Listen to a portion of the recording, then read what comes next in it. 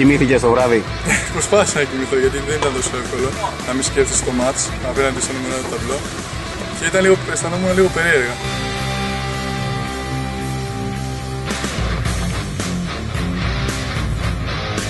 Πώς ένιωσες όταν έκανες το νούμερο 1 του ταμπλό να σπάσει τη ρακέτα του? Η αλήθεια είναι ότι ψιλοχάρηκα εκεί πέρα.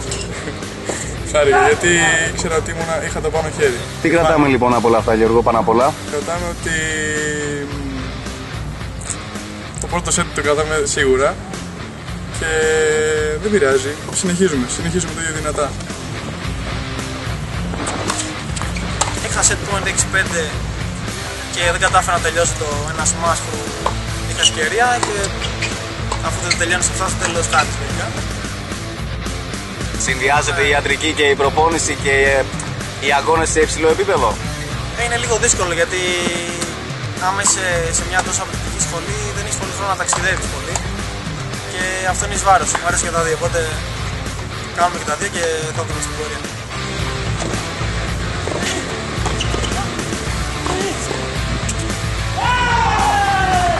Τώρα είμαστε στα τελικά, εντάξει, οι αντίπαλοι μας είναι αρκετά καλοί. Ελπίζουμε να είμαστε πιο συγκεντρωμένοι και δυνατοί.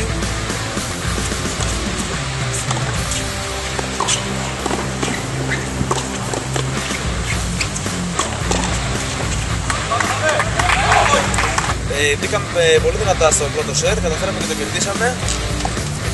Οι αντίπαλοι αντέδρασαν και μας πήραν το δεύτερο σετ και με μια πολύ καλή ανατροπή στο tie break πήραμε τη νίκη.